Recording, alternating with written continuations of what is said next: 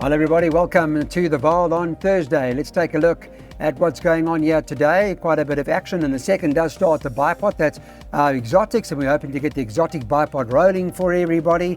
The second race on the card is a maiden juvenile plate, and it's over 1,200 meters. Those of you who are watching Weighted to Win, Betway Weighted to Win for the very first time, well, note that you can join your Betway account by, if you're watching on 240, just scanning that QR code to get your Betway account open. It's quite straightforward and really very easy. We're going to start with a rerun. I've got a rerun for you, and Daryl's going to talk us through the Bronx Bull. This horse is currently trading at 18 to 10, but highlighted on this occasion, Daryl, although far behind the winner. Yeah, I mean, Clyde, world attraction lines up over the weekend. He was backed off the boards on this occasion. But I must just add, Clyde, Bronx Bull, the Bronx Bull in the purple over there, he was quietly fancied himself. Yes. I mean, yes. The pre-race comments were very upbeat. So, yeah. I mean, he was expected to run that sort of race on debut, and he might have just met a freak. Sure. So, very keen to see how he goes. There was a horse, Clyde, in that race that has run since then. Skizzle Drum. Yep. But he ran on the inside track at Turfentine, and he didn't break well, and he was on the back foot. So don't read too much into that. Okay. Yeah. We're looking for the first race runner home. Yes. Therefore, banker the Bronx Bull. Okay, that's what we're doing. We're bankering the Bronx Bull. It's fairly straightforward from a Bipot perspective. On this Thursday, banker the 6, then banker the 4. That's our next and only banker today. Speedman does also look hard to beat today. The Bipot cost $81. Okay, this is a handicap for the 3-year-olds, and it's over 1,200 meters. The race should go at around 1:45. It's over the 1,200 meters, this event. And Speedman's top of the boards. We're going for Speedman. He's been impressive, this horse, on his current form. Ryan Munger's riding for the Sean Terry stable. We have also got a form line for you, or a rerun to show you with regards to Speedman, who's trading at 13 to 10 at the moment. There is a bit of talk about the 2 Titan of the Turf. Just how good is that? That's 15 to 10. And then 33 to 10 about number 5, Stonywood. And the race probably stops there. But can the win come from Speedman? Let me take you back now to a rerun. Daryl will also talk us through this. Hits the front here. Lovely win. He always had this race under control, Clyde. Back in second, he's a horse called Bristol Hercules. He came out and ran a lovely second to a well above average sort in King Harold. So that form line's looking good. And Quick Freeze up on the inside ran third, and he's highly regarded himself.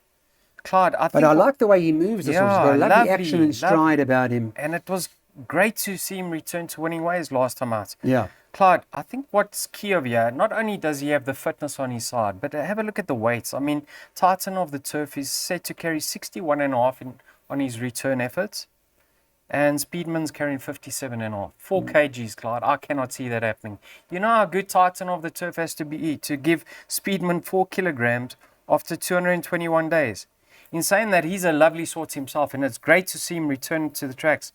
He's owned by a very positive youngsters, really passionate about the game. So I'm happy to see him back. Obviously, Tony thinks a lot of him. I mean, he threw him into the Grade 2 Umkomazi, and he did outstandingly well after his debut win. But I think the 4 kgs, Clyde, surely that has to swing it in Speedman's favour. Okay, so banker pick 6, what did you do? PA. I beg your pardon? Banker, with our eyes closed. Yeah. With our eyes closed. Banker the PA, the 4-horse, Titan of the Turf. We'll see what the story is. Been off for a while, but very nice horse. And the rest of the PA looks like that. Cost 432 Rand. Let's go to pick 6s now, get our pick 6 on. It's a maiden plate, this over 1,600 meters. We're on the classic, remember, so this is all around the turn, and it runs at 20 past 1. And the horse from the De Kock team, Top Floor, does look quite hard to beat here. Very good comeback run. Its last start needed the run badly, but the performance you'll see in a minute when runner-up to that horse status was quite a good run. It's been priced up in the markets around the country at 7 to 10, so most people are expecting him to win. I want to get Daryl's view in a minute. Here's the replay of when he was back on the inside track, highlighted at this point in time. Obviously needed it, hanging a little bit under his rider. Yes, the first two horses were returning from lengthy layoffs. Back in third, Clyde, in the orange up his inside, is a horse that also contests this very same race. Pompey Shield. Now, we saw there, less than a length separated them, but that was on the inside track. The classic track has got, I think, a 400-meter longer run-in. There's a 1,000-meter run-in, or straight, which is no doubt going to suit Top Floor. He's going to strip fitter. I mean, this horse came to the track with a huge reputation. He then subsequently changed yards. He was off the track for quite some time. We don't know how good status is, but I thought that was a lovely effort. Now he's got the gun draw because there's a scratching over here, Indian Spice. Come out softly. Calvin will have his options open. If the pace is slow, he'll probably be closer this time round.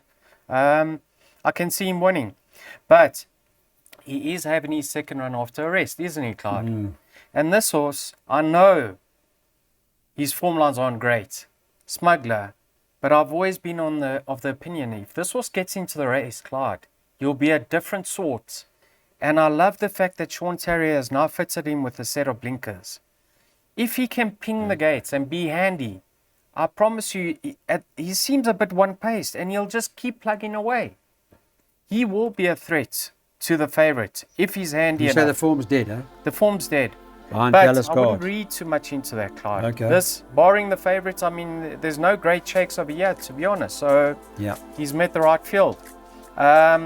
I put the scratching in on purpose because I do have a preference for Top Floor. I'm going 9 from 5. If 9 wins, we double up. Okay, that's fair enough. And I think Top Floor on the classic track going to be much better. He was under pressure on the inside track. He needed to unwind. But let's see. Daryl playing it probably correctly in putting the scratching in, including naturally Smuggler, because that's the danger to Top Floor. Let's go to race number 5 now. Talk about this particular maiden plate for fillies and mares. It's over 1,600 metres. And it's quite an interesting race. There's a bit of a story to it. Daryl's going to share the story with you in a minute about a couple of horses that have come out of the Western Cape and come here to the Highveld, and they are running in this race. One of them being Future Gamble, who's been priced up as favourite, 22 to 10 as we speak. Didn't open at 22 to 10. Opened, in fact, at around 3 to 1. So there's been some interest in Future Gamble in this race. Second choice is the 11 Miraculous Moment, who's at 9 to 2, and the 4 Without Remorse is currently at 7 to 1. We're going to show you Future Gamble's local performance here on the Highveld quickly, and this is when Callan gets Future Gamble to run. Does starts hanging, Daryl?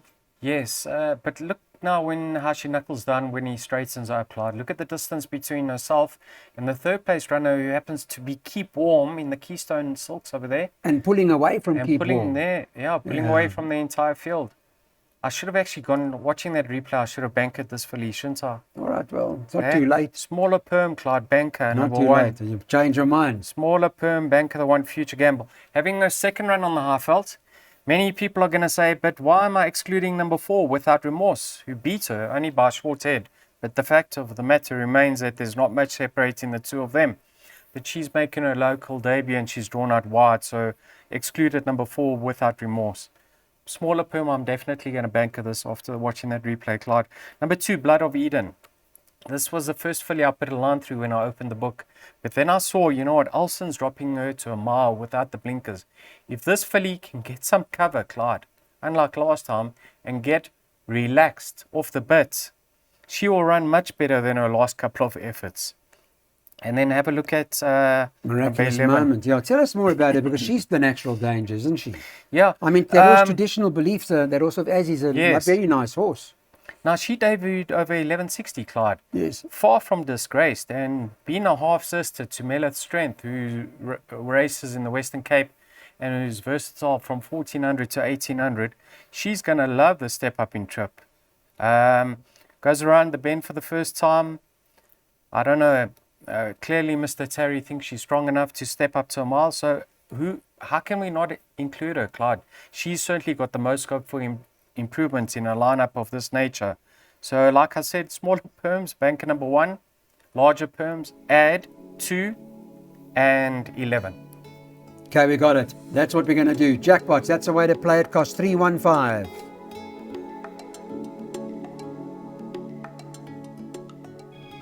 Okay, let's move on to our next event on the card. Race number 6 is a middle stakes, and it runs over the 1600 meters.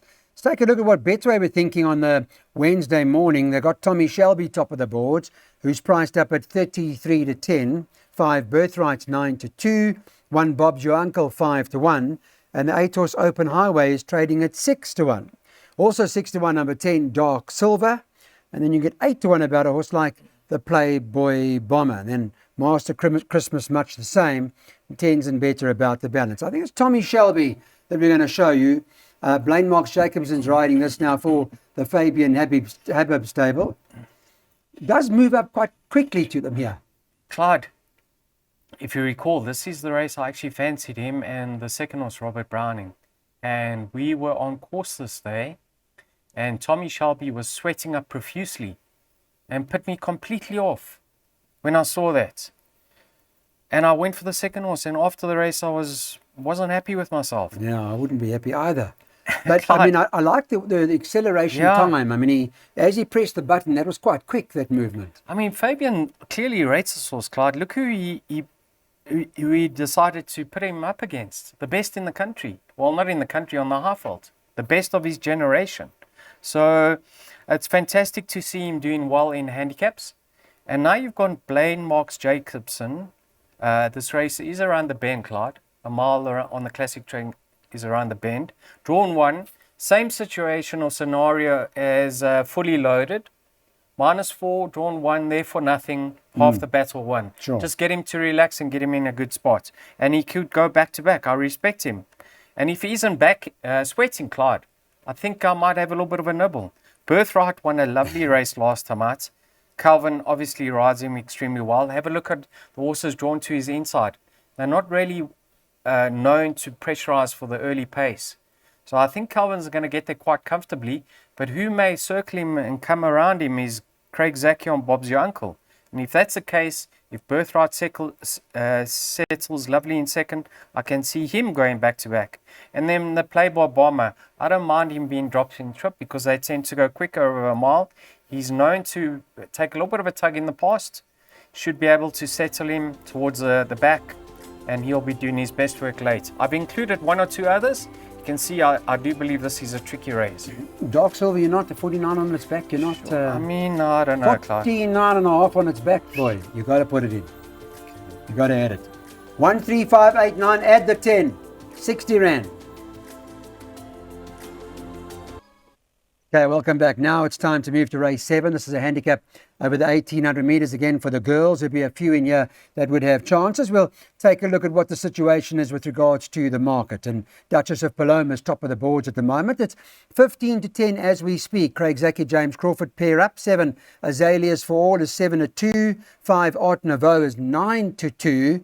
Number 6 Coco Melon is trading at 7 to 1. And number 2 Free in Seattle is trading at around 8 to 1. It's 10s and better about the balance. We've got a rerun, and we're taking you back to when Duchess of Paloma moves in nicely down the inside. Unbelievable win on this occasion. Okay, her market rival never stayed, Clyde, Kensal Green. But look at this. I mean, it was a matter of how far. Handicappers were impressed, lumped her with a 4 kg max penalty. But what's stopping her from notching up another victory? But in this race, Clyde, she had the box seat. She was there for nothing, Stallgate number 1. I know it's a small field, but Craig will still need a bit of luck, am I right, to get into a decent position. Because he is drawn out wide. But I can see her winning. Do I think there's value in her current price? No. Do I like others? Or do I have respect for others? Most certainly. Art Nouveau. Now, Calvin actually got this filly into a good position last time out. Unfortunately, she was exposed up that Turfentine, up the Vaal Classic bend. No cover. And I think with a bit of cover, she may be a bit more effective. So I make her a huge runner. I was very happy with her second run after rest efforts. So number 5 goes into my play. And this is me and Coco Melon, Clyde. I'm done with you, girl. If you don't perform, The last shot. yeah. The reason why I've included her, Clyde, is the equipment change.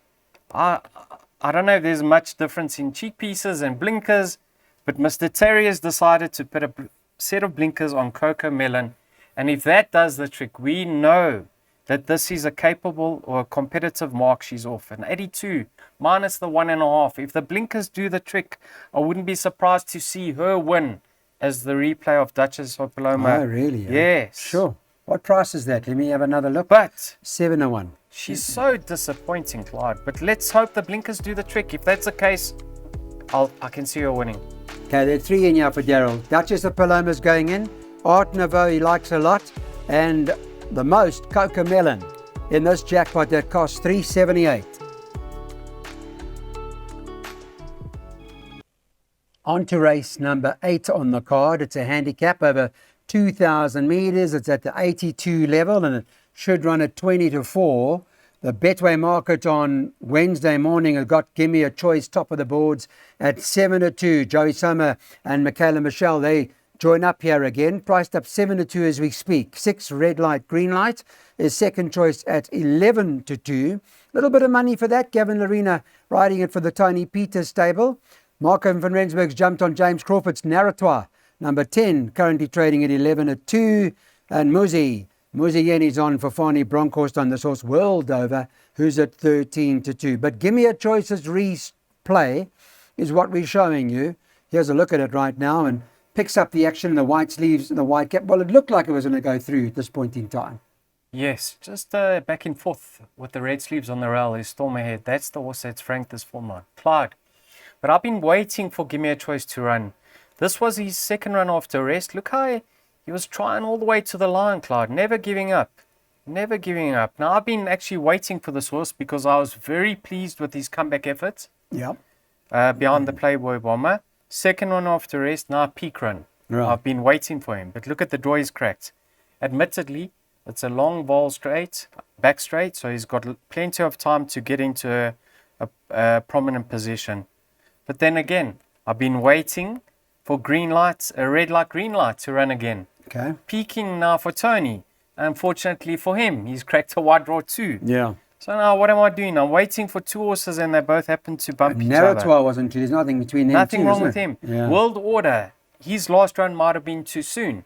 Now there's a lot of horses that are going to be coming from the outside trying to get overcome their wide draws, whereas World Order is going to be there for nothing. Yeah. Flashy Apache is going to be there for nothing. So I think there is going to be pressure from Gimme a Choice on the outside, red light, green light, Narratoire. They all don't want to be too far off, turning for home. And whereas like you've got Flashy Apache and World Order sitting, watching them, watching things unfold on the outside, and just saving energy because of their more favorable draws. I don't know what to make of this race, Clyde. I honestly don't. I think tricky, it's eh? very tricky. I think I should have gone more in my perms. But yeah, I mean, Clyde, this was red light, green light. If it wasn't for his draw, I'd sit here and say I'm making the horse to beat. You know, that last start, I should have shown that rerun as well. It was very unlucky, eh? Looking for a gap between horses and running around a little bit stiff, red light, green light. You But think anyway, that 2000? huh? 2000's not a problem. No, not a problem at all. Okay, 1-5, interesting race because there are a few alive here. 1, 5, 6, 7 is what we recommend. Ninth race, this is where Pivotal Roll takes the boards at 19 to 20. Odds on to win it at the moment. Keegan de Mello for Johan Janssen van Vieren. Opened at 11 to 10, so it shortened into 9.5 to 10, this horse. So there's money for it. 2 Blind Fire is 33 to 10. 4 Tiger Storm is 7 to 1. Number 6 Palace Revolt is trading at 8 to 1. So is the 3 Inafix, the same price. And then you can get 12 to 1 and better about the balance. So the replay we're going with is that a Pivotal Roll. This is the money where the money has come for, and we'll pick it up here on the outside. Travels well in the hands here. Yeah, this horse has got blinding speed, Clyde, but he's got breathing issues, which is a big concern. On his outside, and a horse that's come out and won convincingly is Stonywood.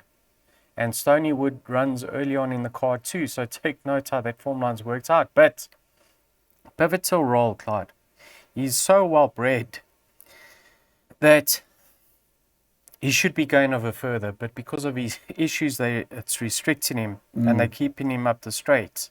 But gonna strip fitter, lot of scope. I mean, he's only having his fourth start. He could be way ahead of the handicapper, but he's got his issues. So how, if you're worried about that, he's got issues, how do you play the race now? Because, yes, they're backing him, but if there's a concern about what you raised, can Blind Fire win again? I'm not going to sit here and say no, because this filly has surprised me. I mean, her last 3 starts have been really good, Clyde. Last time out, one with a bit of in hand. Once again, 4 kgs off her back. Natural gate speed. Don't know if she's going to be able to pace it with Pivotal Roll in the early stages. But I might just add this. That Pivotal Roll's drawn 1. And Keegan's not going to go straight. He's going to jump in, want to come towards the middle outside, isn't he? To the superior going. So it's going to be interesting where Blind Fire finds herself in the running. A horse that's going to be banking that outside running rail with Muzi in the irons this time round is Inafix. And on his day is not bad. Have a look at his rating. Come slightly down. His last win was off at 68. He's come down from a 73 to a 69. Good pace. I know he's held at the weights, but with Muzi drawn on the right side of the track, I wouldn't be surprised. Box Trifecta, Clara. If we catch it, we'll show a profit. That's what I'm aiming for. Yeah, I was just thinking, if you go past Pivotal Roll, perhaps Blind Fire, then I think it's wide open. It's a whole field race. But from a Trifecta perspective, we're hoping Pivotal Roll, Blind Fire, Inafix, that they make up the top 3.